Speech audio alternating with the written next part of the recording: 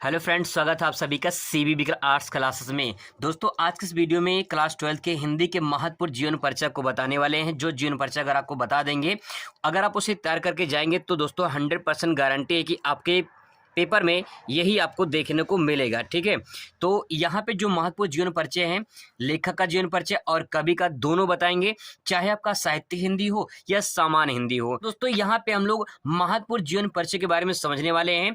दोस्तों, अगर आप इसे तैयार कर लेंगे तो जो है आपका जो जीवन परिचय है वो बहुत अच्छी तरीके से तैयार हो जाएगा और आपको जो है 5 नंबर जो मिलता है जीवन परिचय पे, वो 5 नंबर दोस्तों आपको फिक्स हो जाएगा। 5 नंबर लेखक का आता है और 5 नंबर जीवन परिचय जो है कवि का आता है, यानी 10 नंबर आज के इस वीडियो में फिक्स होने वाला है दोस्तों। 100% गारंटी, विश्वास करिए, भरोसा करिए, यही जीवन परिचय आपको पेपर में देखने को मिलेंगे। तो चलिए शुरुआत करते हैं, कौन कौन से जीवन परिचय आपके आने वाले हैं। लेखक के जीवन परिचय में सबसे पहले दोस्तों आपको जो जीवन परिचय तैयार करके जाना है वो आपका है वासुदेव शरण अग्रवाल जी का है। ये जीवन परिचय दोस्तों आप तैयार कर लीजिए। आपको बता दें, जीवन परिचय जो है 2010 से स्टार्ट हुआ है। 11 में, 12 में पूछा गया है, 13 में पूछा गया है, 14 में, 15 में, 16 में, 17 में, 18 में, 19 में और 20 में।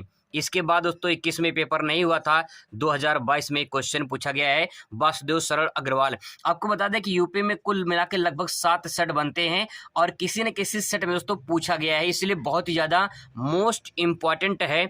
इसको हाईलाइट कर लीजिए, इसीलिए पहले स्थान पे इसको रखा गया है। वासुदेव शरण अग्रवाल जी का ये पहले स्थान पे इसलिए रखा गया कि बहुत ज़्यादा इंपॉर्टेंट है दोस्तों।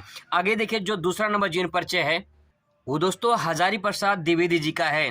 डॉक्टर हजारी प्रसाद द्विवेदी जी की बात करें तो ये भी क्वेश्चन कई बार अलग अलग सेटों में पूछा गया है, तो ये भी दोस्तों दूसरे नंबर पर रखा गया है। ये बहुत ही ज़्यादा इंपॉर्टेंट है। पहले नंबर पे आपको वासुदेव शरण अग्रवाल जी का तैयार करके जाना है। उसके बाद जो है अगर आप हजारी प्रसाद द्विवेदी का तैयार कर लेते तो इनका भी आपको इंपॉर्टेंट होगा। कम से कम 2 जीवन परिचय तो तैयार कर लीजिए, क्योंकि ये आपसे कोई भी एक पूछ लेगा तो आपसे में कम से कम एक तो आना चाहिए। ठीक है, आगे दोस्तों यहाँ पे जो जीवन परिचय है इसमें चाहे जैनेंद्र कुमार का पूछ सकता है या तो डॉक्टर एपीजे अब्दुल कलाम का।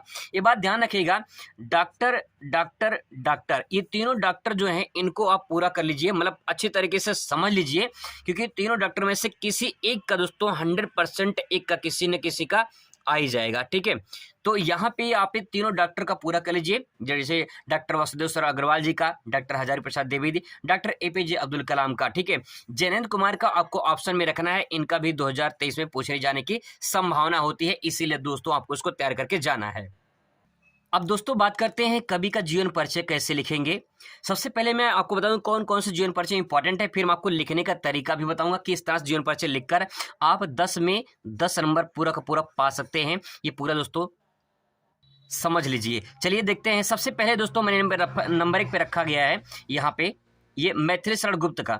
अगर बात करें कवि में तो सबसे नंबर 1 पे मैथिली शरण गुप्त का। ये भी 2010 में, 11 में, 12 में, ऐसे जो है 22 तक किसी न किसी सेट में पूछा गया है। मैंने आपको पहले बता दिया है कि लगभग 7 सेट बनते हैं। ठीक है, तो किसी न किसी सेट में दोस्तों पूछ लेता है, तो इसलिए आपके पास कौन सा सेट आ जाए, ठीक है, ये आपको नहीं पता, इसीलिए दोस्तों आपको तैयार करके जाना है। सेट का मतलब ये होता है, जैसे पेपर में दे सकते हैं यहाँ पे, जैसे 301 डीएन लिखा गया है तो डीएन ये अलग अलग सेट ऐसे बनता है। यहाँ पे डीएन लिखा गया है, यहाँ पे डीडब्ल्यू लिखा जा सकता है, एक्सएन लिखा जा सकता है, ऐसे कोड होता है। तो यहाँ पे कुल मिला के अलग अलग कोड जो है वो वितरित होते हैं। ठीक है, तो आपको ध्यान में रखना है। तो दोस्तों यहाँ पे मैथिली शरण गुप्त को आपको जो है अच्छे से तैयार कर लेना है, पूरा रट लेना है, इंपॉर्टेंट बहुत ज़्यादा है।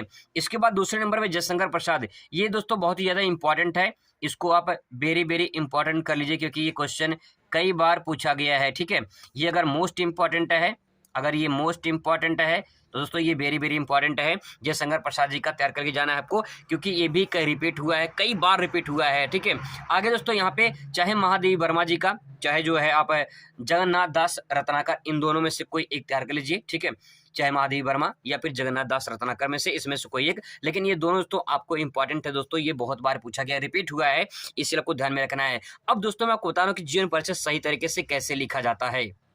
अब दोस्तों अगर आपको 10 में 10 नंबर चाहिए तो जीवन परिचय सही लिखने का तरीका क्या है, इसको मैं आपको बताने वाला हूं। तो चलिए शुरुआत करते हैं, जीवन परिचय सही लिखने का तरीका क्या है।